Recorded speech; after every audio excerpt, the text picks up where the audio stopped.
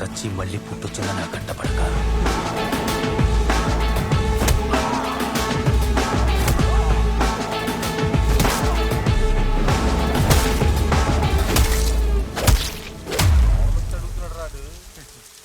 ఇగో master అన్న bus ticket పంపించండు. Volvo bus AC sleeper. రాత్రి ఎక్కితే పొద్దుగాలే ఊరు చేరుకోవచ్చు. సమజైందా? నేను బోనని మొంకు పట్టు పట్టినావు అనుకో, పొద్దుగాల ఇద్దరిని ఎలాడి తీసినాం కదా, నిన్ను గట్లనే ఎలాడి తీస్తాం. నిన్నేరా మాట్లాడుతున్నాగా. లవ్ లెటర్ చదువుతున్నావా ఏంది? శివ మాణి ఆరే సరెండర్ కావని సచ్చిండ్రే ఇద్దరు అవులాగాళ్ళు.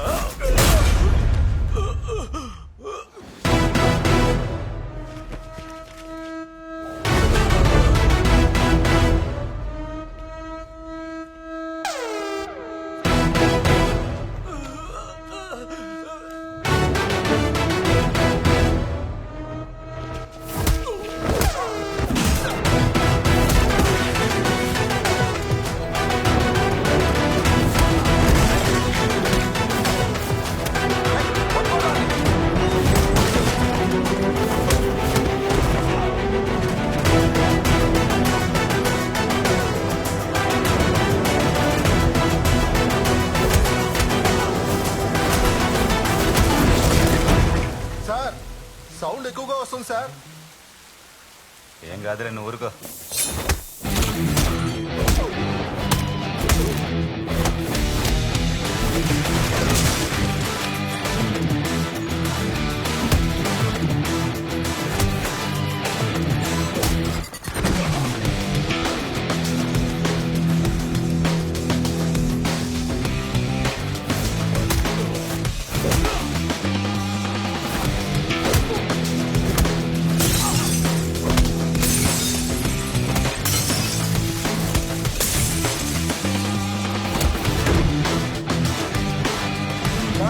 సౌండ్ ఇంకా ఎక్కువైంది సార్.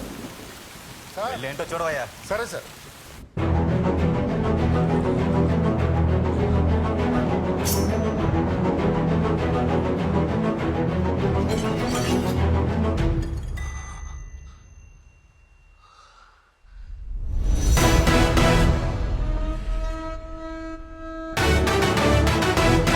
చంపండి రావండి.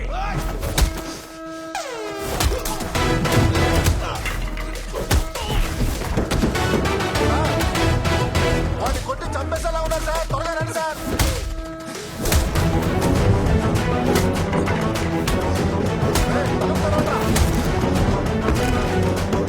సురేంద్ర తలుపుదేరో. తెరవమంటానా?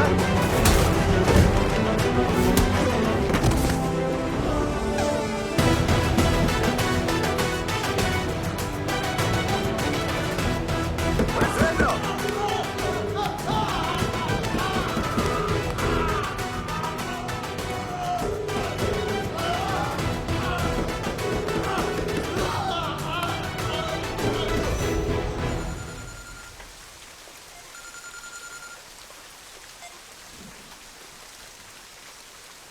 చెప్పరా. భవానీ మాస్టర్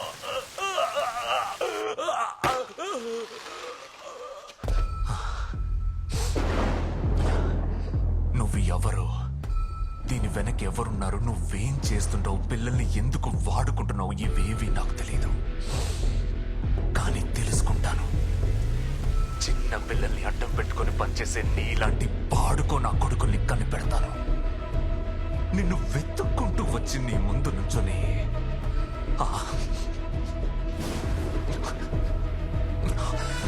ఆ ఇద్దరు పిల్లల చావుకి సమాధానం నీతోనే చెప్పిస్తానురా. మాస్టర్, ఇప్పుడు నేను చెప్పబోయేది నీకు కొత్త ఏం కాదు. అయినా నేను చెప్తున్నాను విను. I'm waiting.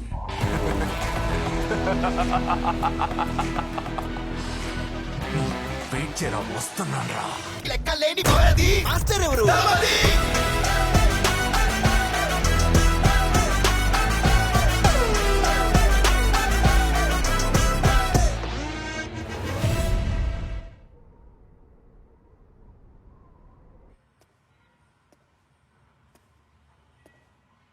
అయ్యో దాసన్న ఆయన మళ్ళీ వచ్చిండు మమ్మల్ని కాపాడనీకి ఎవరు లేరా చెప్పన్నా మాతో పెట్టుకుంటే మడతడుద్ది మాస్టర్ మా దారికి అడ్డొస్తే అయిపోతాము పాగలు ఏం మాస్టర్ అప్పటి నుంచి తాడైపోయి చూస్తున్నావు ఉయ్యాలుగుతావా ఏంటి?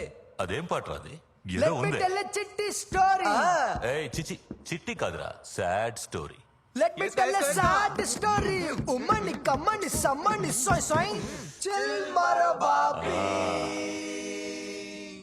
చిల్ మారో బాపీ ఏ మాస్టర్ చిల్ మారో బాపీ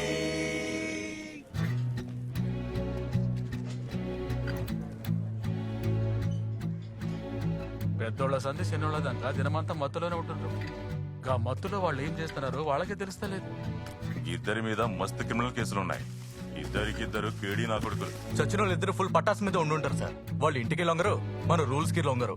వాళ్ళకి తోచిందే చేయాలనుకునే పొగరబోతులు సార్. అంతెందుకు సార్ 10-12 ఏళ్ళకే రోగాలు తెచ్చుకున్న వాళ్ళు లోపల ఉన్నారు. అందరూ మందుకి బానిసలే.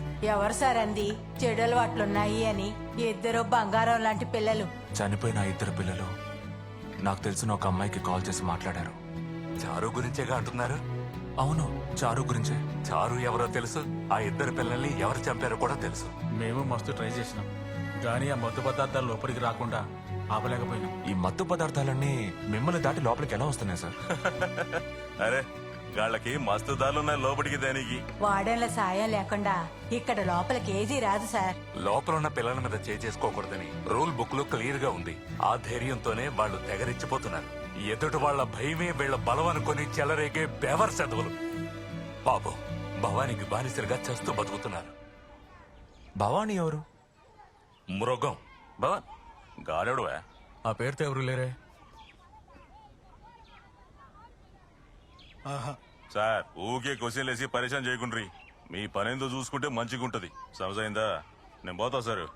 చల్లడు.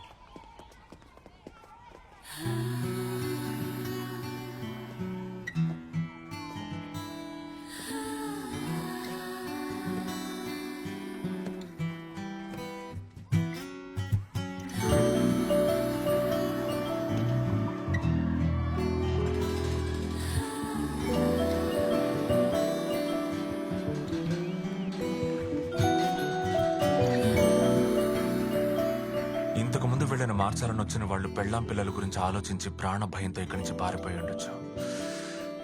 కానీ నా కథ వేరు. నాకెవరూ లేరు సార్. ఆ ఇద్దరు పిల్లలు నా కళ్ళ ముందు శవాలుగా వెళ్ళటం చూసినప్పుడు ఆ కళ్ళు నాలుక చచ్చిపోయాను సార్. చూడండి, మీరు సాయం చేస్తానంటే మొత్తం అంతా మార్చి చూపిస్తాను. దానికోసం నా పోటీ లేకుండా గెలిచావని ప్రకటిస్తారు. ఇట్రా ఏం చెప్పు అన్నా. దీని అంతటి కారణం ఇదేనట. కేసు పెట్టింది కూడా ఇదేనట. ఇప్పుడే మన కుర్రోళ్ళు ఫోటో పంపించారు. దీన్ని ఏం చేద్దామని. ఏరా ఓ పోరిని మేనేజ్ చేయలేరా? పురోహితుని పిలిచిలాగా బిడ్చి బా పరా. భవానీ, అన్నిటికన్నా ముఖ్యంగా ఇంకెవడైనా పదవికి వచ్చినా నువ్వు చెప్పినట్టే వినాలి. అలాంటప్పుడు నీకెందుకు ఈ పదవి పిచ్చి? చంపడం వల్ల వచ్చే భయం కొన్నాళ్లే ఉంటది. అదే పదవి అధికారం ఉంటే ఆ భయం జీవితాంతం ఉంటది కదా. దీని తర్వాత రాజకీయాల్లోకి పోతా. అక్కడికి పోనీకి ఎంతమందిని చంపాలో తెలియట్లే. అర్థం కాలేదు భవానీ. పాపపుణ్యాలు పిల్లలు మోస్తారు.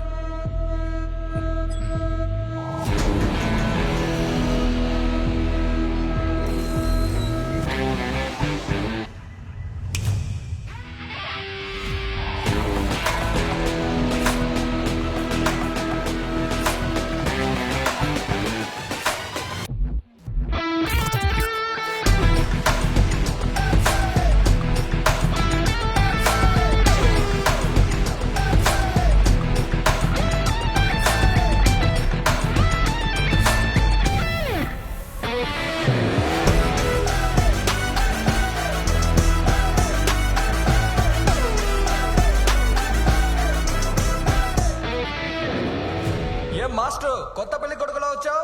అవు బాబా, గెట్టప్పే మారిపోయింది కదా. మాస్టర్ పాఠాలు చెప్పనీకి వచ్చిందేమో. అవును, ఈయనకి షాదీ అయి ఉంటుంది.